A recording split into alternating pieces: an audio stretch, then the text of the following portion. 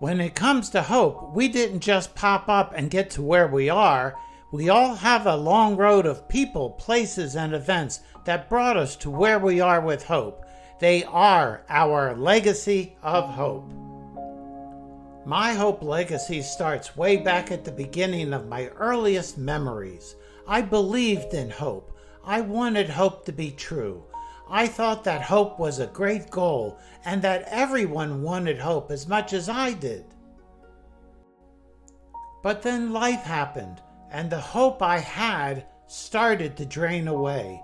The hope that was right there in front of me began to evaporate, and while there were many little things that drained hope slowly out of my life, there is one conversation that just rocked my world and how I looked at hope. My dad and I were watching baseball on our black and white TV that got 3 channels. On that summer Saturday afternoon, our Baltimore Orioles were playing against the hated New York Yankees. The Orioles fell behind early and stayed there most of the game.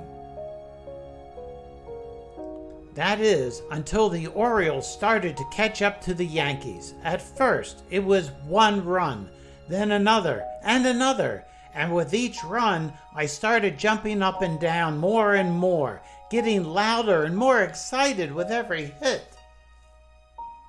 Eventually, the tying run was on base, and the go-ahead run was at the plate. The crowd was on its feet, and I was going out of my mind with hope and delight. The Yankee manager called time and slowly walked out to the mound. There was a break in the action, so I turned to my dad to see what he was doing. There he sat in his favorite chair, with his favorite cold beverage in hand. He wasn't excited in the least. He just sat there without any expression on his face. Eventually, he brought the cold beverage up to his lips and poured down a long, slow mouthful. I just about became unglued. "What's wrong with you, Dad? Why aren't you cheering for the Orioles? Don't you want our home team to win? Don't you care if we beat the hated and evil New York Yankees?" He put down his beverage and leaned forward. He stared into my eyes with the look I can still see. Without any emotion, he calmly said the words that have stuck with me all of my life. "I don't want to be disappointed, so I refuse to hope." Let me say that again so it can sink in. I don't want to be disappointed, so I refuse to hope. For a very long time, those words haunted me. They infected my life and poisoned the idea of hope. The result? I took my dad's words in and made them mine. I tried to live them. I wasn't going to let disappointment in. I wasn't going to hope. My legacy of hope was changed to one of hopelessness. I always knew this lack of hope was only going to make me look at life with sad eyes, creating an empty and doomed life. My default options for life were set to expect nothing but sorrow and loneliness for all my days.